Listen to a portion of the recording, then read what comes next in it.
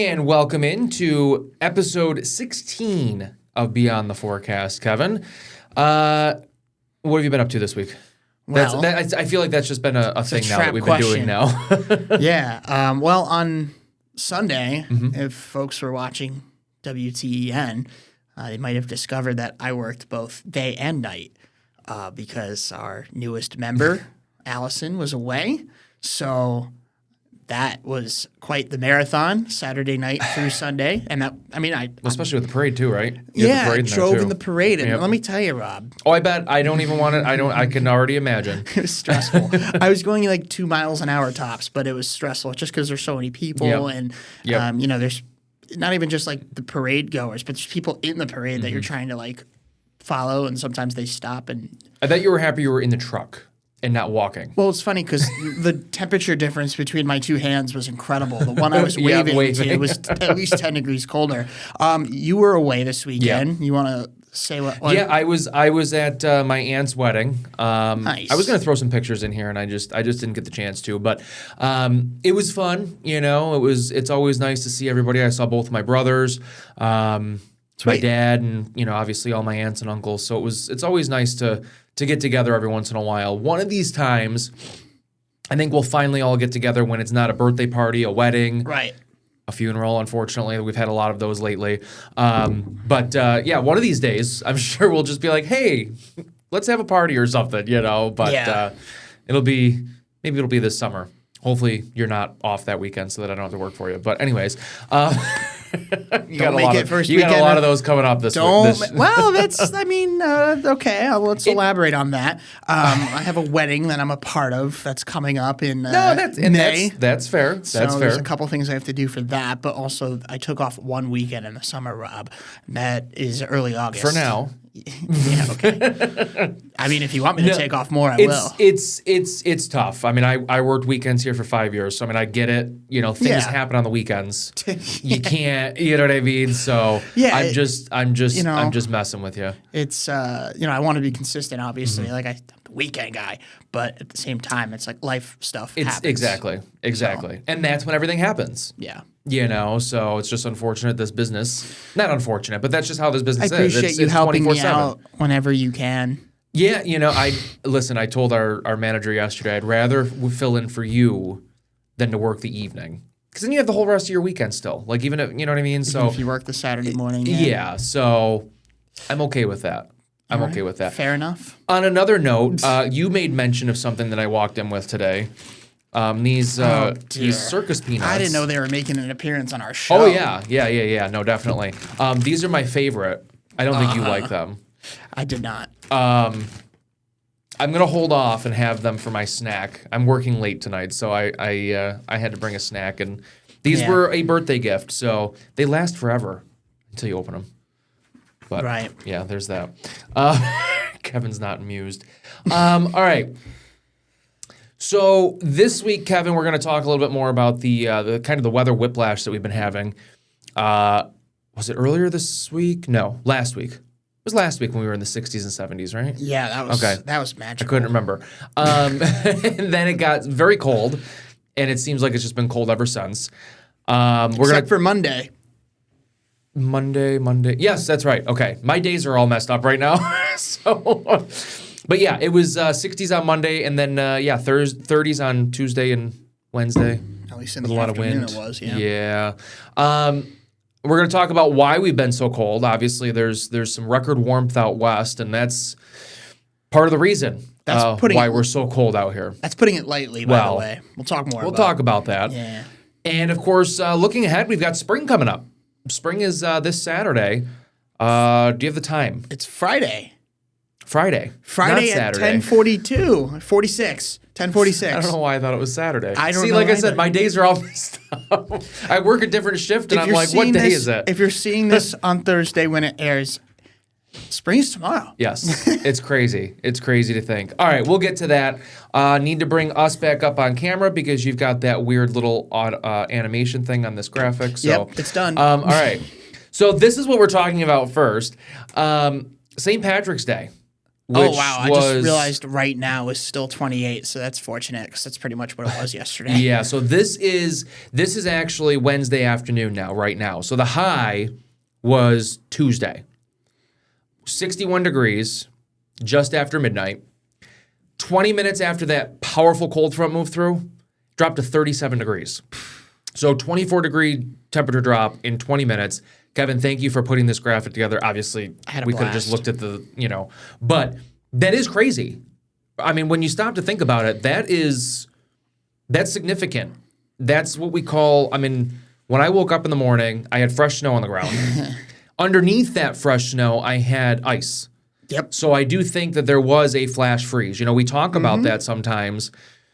And sometimes it doesn't really happen that way because the wind is strong enough and long enough that it kind of dries everything up before the cold air really gets in. Well, not this time. Sometimes the models rush in the cold air, but they were just so consistent with within an hour, temperatures dropping 20 plus degrees. They've actually not been bad, I feel like, lately within the last couple of weeks with these strong cold fronts. Yeah. You get skeptical, like you just said, but especially for you go from 61 to at 37 in 20 minutes. I mean, you look at that and you're like, it's possible. Yeah. Well, but the models really love to, like you just said, to rush that cold air in. Yeah. So you are a little skeptical about it. But I think the last two fronts that we've had it's been good. Have been pretty close to what the models have said. So a 24-degree change in 20 minutes. I mean, thankfully, most of us were sleeping at that point. That wasn't even the most extreme case of the temperature drop. Well, we'll talk about that. We also had the strong winds, too. I mean, in Albany, gusted just shy of 60 miles an hour? Yeah, it was close. That's why we had all those power outages late Monday night and Tuesday morning. Warren County's still going through it. I mean, unbelievable. Well, up there, too. I mean, you saw Ticonderoga. They gusted close to 70. Jeez. So, I mean, it was crazy, the wind when that front moved through. And I slept through it all. I did not. Usually I don't, so I'm surprised that I did. I woke up, it was loud. Oh, this is crazy. My goodness. Here's the other areas. Again, Kevin, thanks for kind of running the stats on this one. I had so much fun putting this together. You have no idea. North Adams, an 18-degree temperature drop in 8 minutes. I mean, that's... So it's that one. That one's a funny case because if I expanded it to 18 minutes, it would have been like 24 degrees. But I was like, I think it's crazy. In 8 minutes. Yeah, I thought that was crazy. I mean, that's a remarkable drop. Yeah. 18 and 24 minutes, or you know what I mean? 18 minutes and 24 degrees. That's crazy as well. But in 8 minutes, 18-degree drop. I mean, I'll tell you, this is almost like living back home in Rochester, close to the lake. Yeah. And especially in the springtime, where you warm up quick early in the day, hit like 75, and then the lake breeze sets in, and you drop back into the 50s, sometimes in the 40s. Brutal. Can't imagine. Without a cold front. That's the crazy part. And usually the dividing line would be like, there's a highway out there called 104. So north of the 104, it would be very cold. Sometimes it would get as far south as the thruway, but oof. Yeah, I mean that's a tough one. That in the spring, especially after our cold winter that we've had, that lake is going to be cold. Yeah, it is. So I expect a lot of lake breezes out there in the springtime. You warm up quick, but then boy, you better pack some jeans and a sweater because that's tough. Yes, you're out doing the yard work, and then all of a sudden you're like, oh, it just got chilly. Anyways, that's a complete tangent, but sure lake breezes are fun. The same effect. Pittsfield dropping 21 degrees in 15 minute. 24 degrees in 25 minutes in Bennington. I mean, basically almost a degree a minute. Exactly. Saratoga, 18 degrees in 20 minutes. Glens Falls surprises me. Yeah. Well, my favorite part about the Glens Falls one, it took an hour for them to drop 22 degrees. I wrote this on the website. Mm-hmm. Any other day, that's the headline. Like you dropped 22 degrees in an hour, but in this case, it was the slowest. That is surprising to me. The slowest I was able to confirm, at least. The only thing I could think maybe did they have a little bit of downsloping maybe with the winds that it just never. It was something because I remember they were still in the 60s when Albany was in the 30s. Huh. So. And it's funny, actually. Now that you say that. it's funny because I think the models were suggesting that too. I wasn't looking closely at Glens Falls, but they had like the Mohawk Valley kind of bowing out into the capital region. And bowing out it did. Yes. My goodness. So, I mean, that's interesting. Maybe it just had an easier path down the Mohawk Valley with the more dense cold air near the surface. Exactly. Well, this is going to take us to our first break, Kevin, because I do want the next segment to really breathe. So we're going to talk about the massive heat dome out west that is going to be smashing records. I know I've got all the records written down here. Kevin, you've got probably some numbers as well for some all-time records. So don't go away because these numbers are eye-popping. Too bad it's not happening here. Stay with us.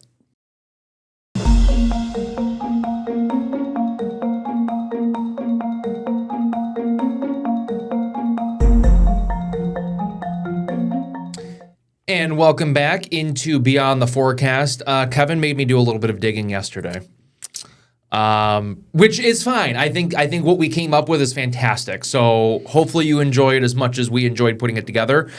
He was over my shoulder. We should do this. We should do that.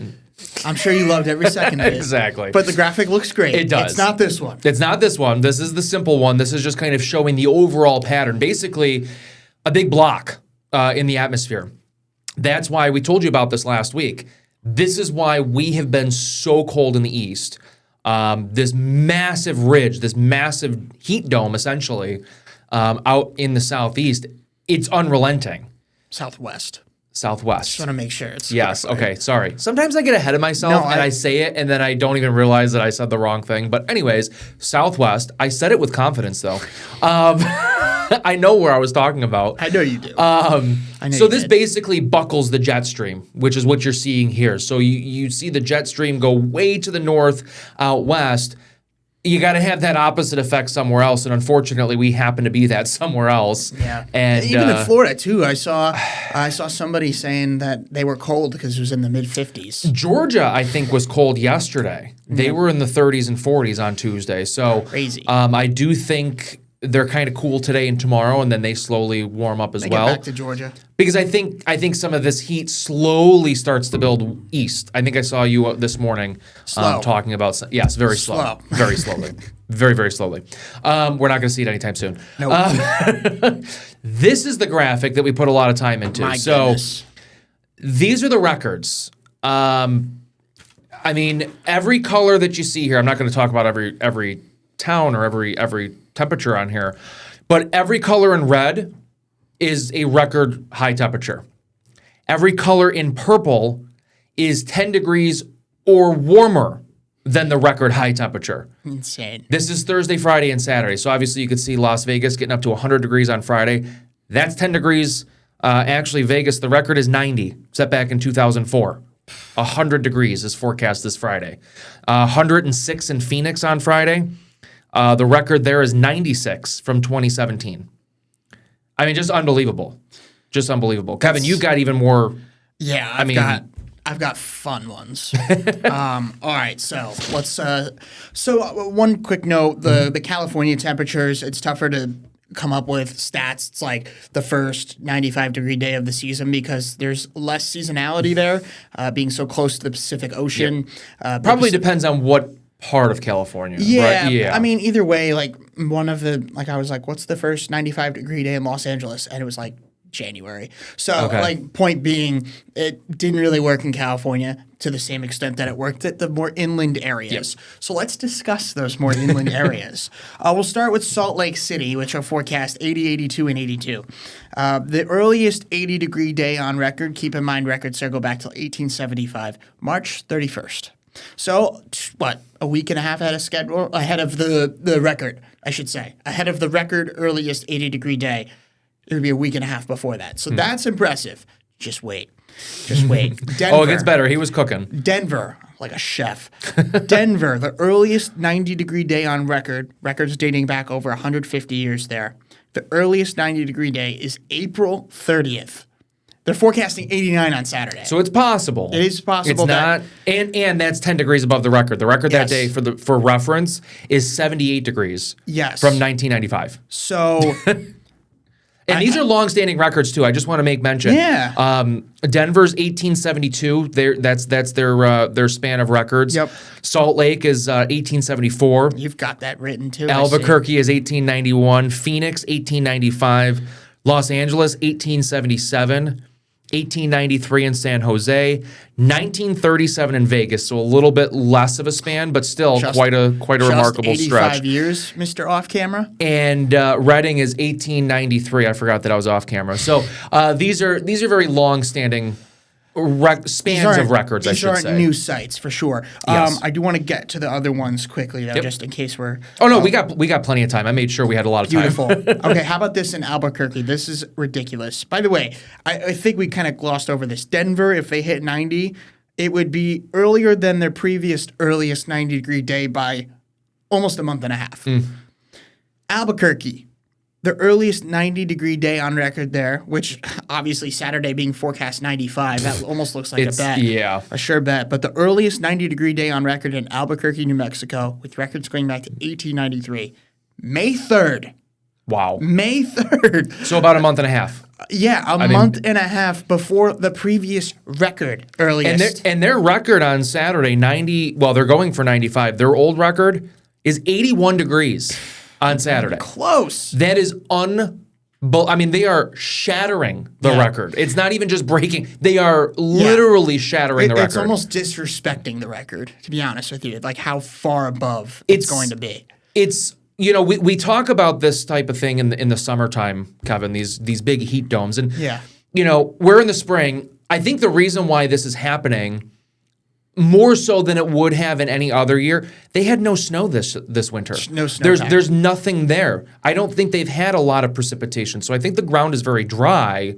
And so that's just kind of aiding in the ability to be able to get this warm. A lot of factors, but that's a good one that you highlighted. I mean, there, that has to be a huge yes, the heat dome. I don't know if you're going to go into detail about that. Well, I've got a couple more. Oh, sorry. Stats. Sorry to cut you off. No, you're fine. We're just in awe at that Albuquerque stat. I mean, a month and a half before the record.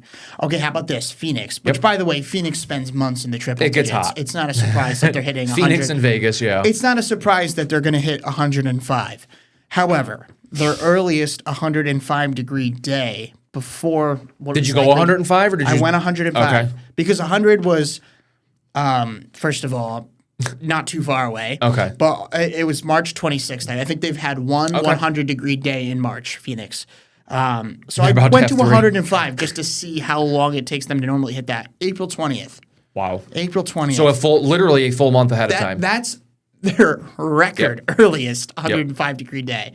And then Las Vegas, again, shorter period of record, 1937 or so. However, their earliest 100-degree day on record. You ready for this one? May 1st. Wow. May 1st. So still a month and a half. Yeah, just like Albuquerque. If they hit 100. Yeah, it's the forecast. Hasn't happened yet. Exactly. However, one of the things I plan on doing early next week when I'm in with Matt is following up on You'll this. have to. I do, and I think we'll have to do a follow up. Yeah. I think what we'll do is maybe we'll keep these same Thursday, Friday, Saturday, and we'll just put on there what the actual highs were. Oh. Thank you for reminding me. I also have their average high temperatures. Okay. This will be fun. So we'll start in Reading. Yeah, it's too much to put all this on a graphic. Reading's average high, 66. San Jose, 66. Los Angeles, 69. Wow. Mid to upper 90s. Las Vegas, average high, 71. Phoenix, 77. Still way above that. Albuquerque average high is 62. Denver might be the most impressive to me. Their average high is 53. I mean, we're literally, every place that you've said, we're looking at about 30 degrees above average. Yeah, at least. Denver's, I mean, if the average high is 53, they're almost 90. Well, that's what I'm saying. Like, about. No, I agree. 30 plus degrees above average. Salt Lake City, just to finish that off, 54 is their average high. So we're talking, this is way out of place. For mid to late March. And I'm sure everybody here in the Northeast that has been, complaining about the cold, which is me, it's bottled up out would have loved some of this. I mean, obviously, bottled this is too warm, too quick for us here in the Northeast, no doubt about that. Obviously, for them too. Yeah, this is a record-breaking ridge. I mean, it's just It's remarkable. It will break. Weather always does. Yeah. It's just a matter of when. It's I forget exactly what I was going to say about that, but that's what happens in this room. Sometimes you get a thought and it escapes you, but or you just keep going on a tangent. It really is just very impressive. Well, I mean it's the desert Southwest, right? Yeah. I mean it's In March. it's doing desert things. I don't know, but like more. Well, yes. So wow. So yeah, we'll have to follow up on this. It's just incredible. I will be actually. What I'll do is the rest of this week I will write the highs down. Sweet. So that we only have to look for Saturday. So that it won't be a huge struggle to try to find. Not that this is a struggle, but you know what I mean. Yeah. Anything else on this, or do we want to go to our next break so we can talk about spring? I mean. I'm just looking at the time. I don't have much. Okay. If you want to read a little bit more about it, if you go to the news10.com, you go to weather extras, I wrote a ton about this ridge, how it's setting records, not just in terms of the ground temperature, but in terms of the strength of the upper air pattern, its placement. I went into really good detail on our website, so I encourage you to check it out if you want.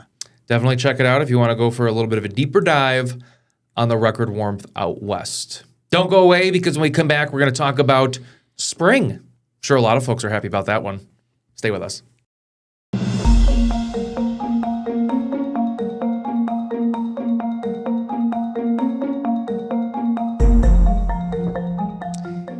And welcome back to Beyond the Forecast. I know a lot of folks are probably ready for spring.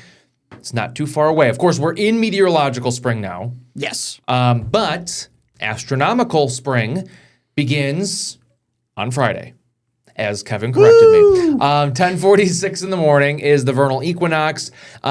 This is the 6 months with the most daylight, 12 hours or more, basically. Yep. Which I think we just got to today. It was Wednesday? Wednesday might be the day. I remember Alyssa mentioning something about it, that we were 7:02 and 7:02 or something. I was going to say, because the sunrise is before 7 tomorrow morning, and I think that's the first time since the time changed that's before 7. You know, everybody complains about, it's going to be so dark in the morning. That changed quick. Yeah. Like, yes, it was dark, but it was dark for like a week. I mean, it's still... No, but I've noticed it, though. I get up around 7 every morning. It is a big increase since the change. Right after the change, I was like, it's kind of dark again. It's this.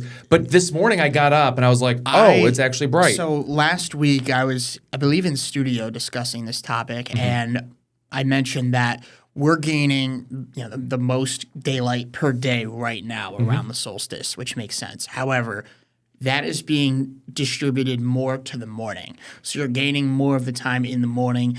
It's still going very quick at night, but it is very much a little bit slower than how much you're taking back in the morning. So earlier sunrises as opposed to gaining it on your sunset, which it's still going. It feels every week it's later. It's lighter later. It's too. lighter later. It's lighter earlier. It's a nice time of year. Yeah.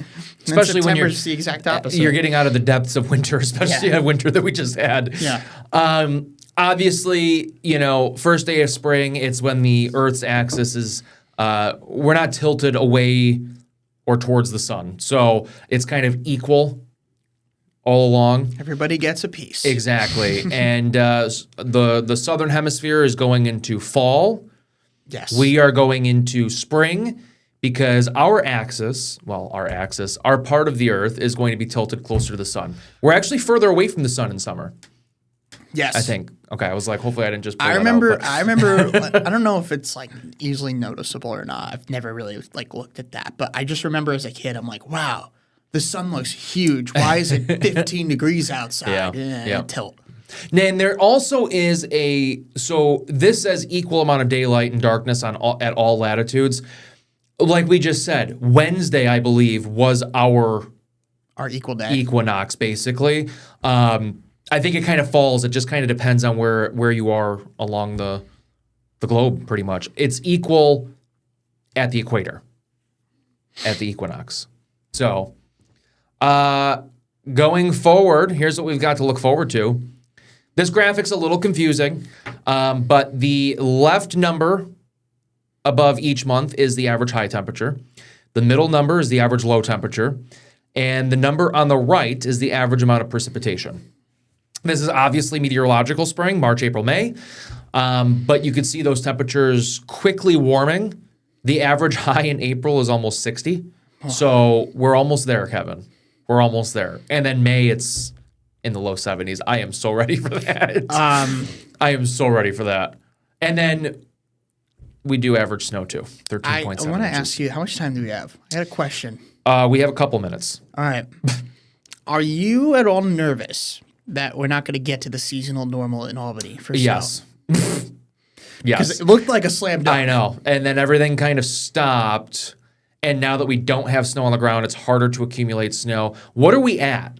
I don't know. Do we off the know? top of my head. Yeah, find All out right, I'm for gonna me. It look should be really in the most quick. recent climate report. Yep. Daily climate report is essentially a fancy way of looking at what the National Weather Service puts out on a daily basis for the high temperature, the low temperature. So it's not like it's called the climate report. It goes on the record, and it could get looked at later. But I mean, it's pretty much just the daily summary. I think we figured out the average is what, 59?